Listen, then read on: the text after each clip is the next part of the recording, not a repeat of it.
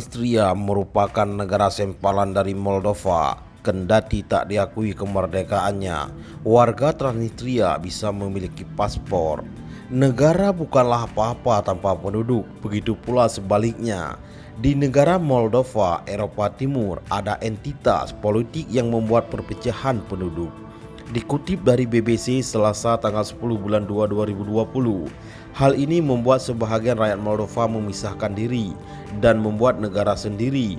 Sudah 30 tahun berlalu, namun nama negara ini seakan tak memunculkan diri. Transnistria disebut juga Transnister, letaknya di sebelah timur sungai Dnister, berada di perbatasan Moldova dan Ukraina. Negara ini memiliki populasi penduduk sekitar 130.000 jiwa. Moldova dikenal sebagai negara pecahan Uni Soviet. Penduduk Transnister yang memisahkan diri terkenal memegang erat gaya hidup Uni Soviet. Keberadaan Transnistria tetap tak dikenal sebagai sebuah negara oleh PBB. PBB masih menganggap wilayah ini masuk ke negara Moldova. Padahal Transnistria pernah masuk daftar negara bebas visa oleh paspor Indonesia di tahun 2014. Walau demikian, Transnistria memiliki konstitusi, pemerintahan, militer, mata uang, dan paspor layaknya sebuah negara. Karena tak ada yang mengakui, paspor penduduknya pun tak berguna.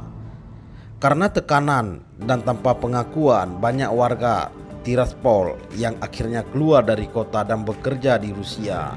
Tak semuanya begitu. Penduduk kota yang masih tinggal di Tiraspol merasa sangat bahagia meski tak diakui.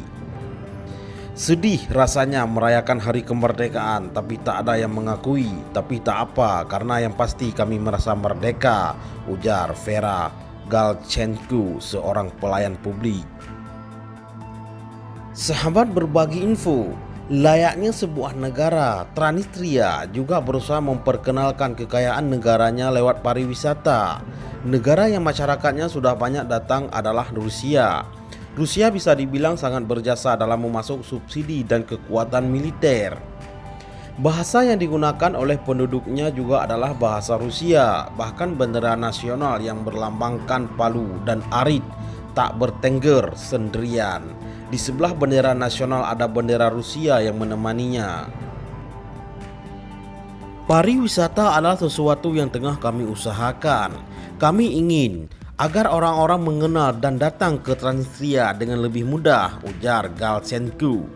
Menjelajahi Transnistria seolah menyeret travel kepada warisan Eropa Timur yang sudah mulai terlupakan. Menjadi negara yang ingin benar-benar merdeka, Transnistria masih ada di bawah bayang-bayang Moldova dan Rusia.